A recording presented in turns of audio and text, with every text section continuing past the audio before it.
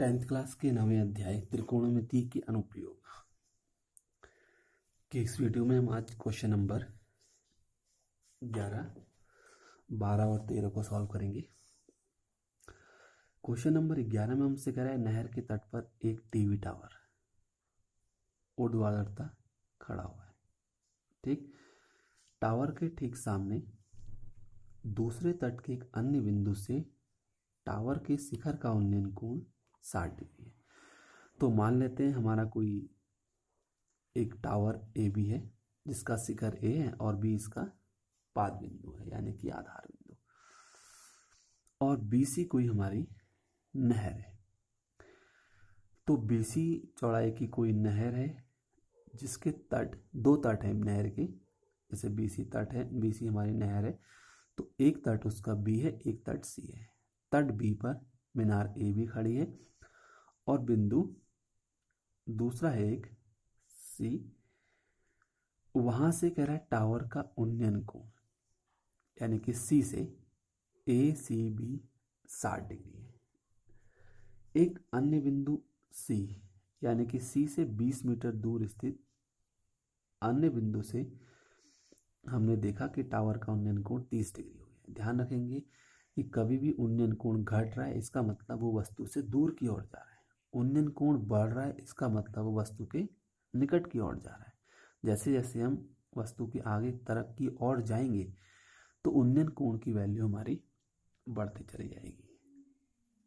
तो इसमें भी वही कंडीशन है, क्योंकि उन्नयन कोण घट रहा है इसका मतलब ये टावर से दूर जा रहा है यानी तट से भी दूर जा रहा है। तो कह रहा है कि 20 मीटर दूर इस बिंदु से मीनार के पाद से मिलाने वाली रेखा पर स्थित एक अन्य बिंदु से टावर के शिखर का उन्नयन कोण 30 डिग्री यानी कि बिंदु डी से उन्नयन कोण बन गया 30 डिग्री, यानी ए डी बी की वैल्यू हमारी 30 डिग्री है। तो माना हमने जो नहर है उसकी चौड़ाई को x मान लिया और मीनार की ऊंचाई को h मीटर मान लिया है। ये हमने यहाँ पर एक्सप्लेन कर दिया है। ट्राइंगल ए सी बी में लिया हमने tan 60 बराबर ए बी बट्टे बी सी लंब बट्टे आधार, तो वर्गमूल 3 बराबर h बट्टे x हो जाएगा। h बराबर आ जाएगा हमारा क्रॉस मल्टीप्लाई करने पर x वर्गमूल 3। उसके बाद ट्राइंगल हम ए डी बी लेंगे।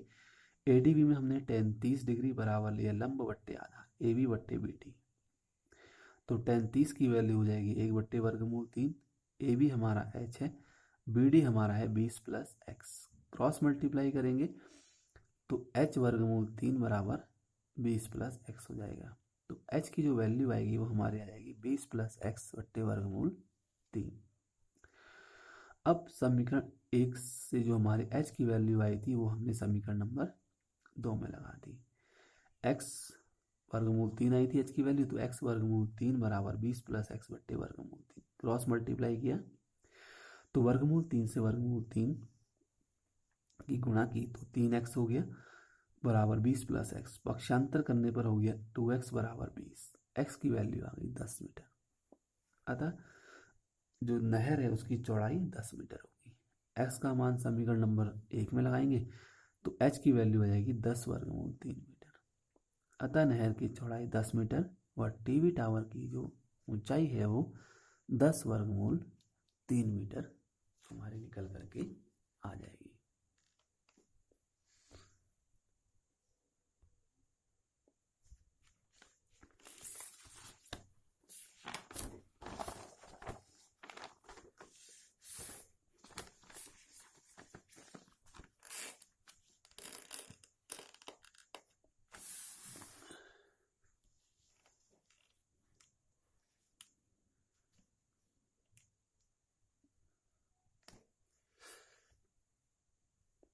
उसके बाद है प्रश्न संख्या 12। इसमें हमसे कह रहे हैं 7 मीटर ऊंचे भवन के शिखर से एक केबल टावर के शिखर का उन्नयन कोण 60 डिग्री है और इसके पाद का अवनमन कोण 45 डिग्री है। टावर की ऊंचाई निकालनी है, यानी कि हमारे पास एक टावर है और एक भवन है। भवन की ऊंचाई हमारी 7 मीटर है। तो मान लिया हमने ए बी ये भवन है जिसकी ऊंचाई 7 मीटर है और सी डी हमारा कोई केबल टावर है। इसने हमें दिया हुआ है कि भवन के शिखर यानी कि बिंदु ए से केवल टावर के शिखर का उन्नयन कोण, यानी कि बिंदु ए से इसने केवल टावर को देखा तो ये बना हमारा उन्नयन कोण 60 डिग्री। सी ए ई 60 डिग्री है।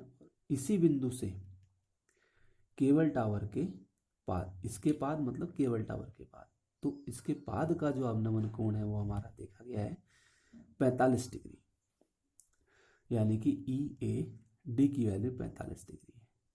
ठीक, तो कह रहा है टावर की ऊंचाई ज्ञात कीजिए। हमने सी डी ज्ञात करना है, टावर की टोटल जो हाइट है वो हमने फाइंड करनी है। तो ध्यान रखेंगे कि जितना ए बी है उतना ही ई डी होगा, 7 मीटर और 7 मीटर।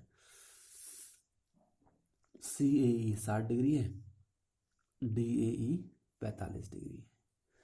सबसे पहले हमने ट्राइंगल डी ए ई में ही लिया, tan 45 बराबर लंब बट्टे आधार, यानी कि डी बट्टे ए।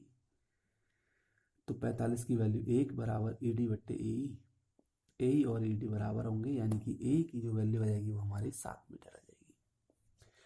उसके बाद हमने ट्राइंगल सी ए ई लिया, tan 60 डिग्री बराबर लंब बट्टे आधार, सी बट्टे ए, वर्गमूल 3 बराबर सी हमारा ज्ञात करना है और ए की वैल्यू हमने फाइंड कर ली है, 7 मीटर आई।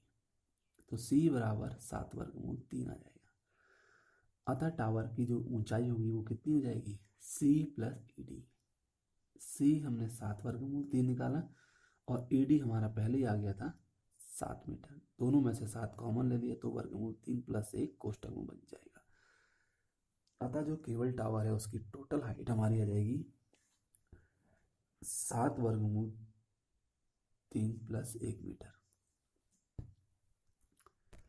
उसके बाद क्वेश्चन नंबर हमारा 13 है, कह रहा है समुद्र तल से 75 मीटर ऊंची लाइट हाउस के शिखर।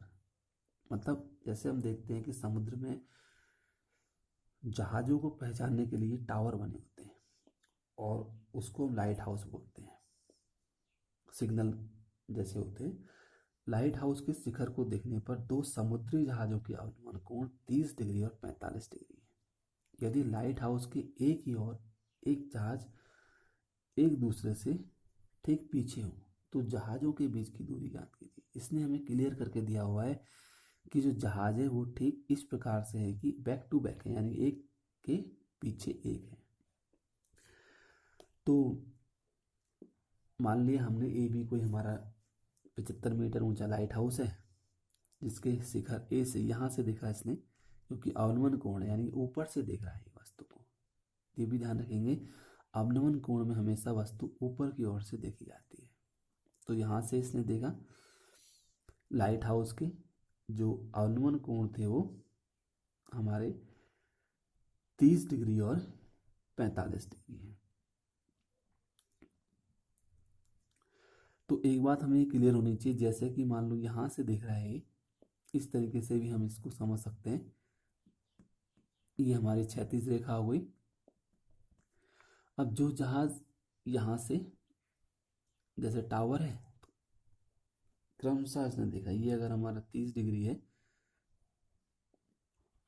तो ये वाला हमारा कितना होगा 45 डिग्री। ठीक, क्योंकि ये कम कोण बनाएगा और दूसरा वाला जो होगा वो ज़्यादा कोण बनाएगा।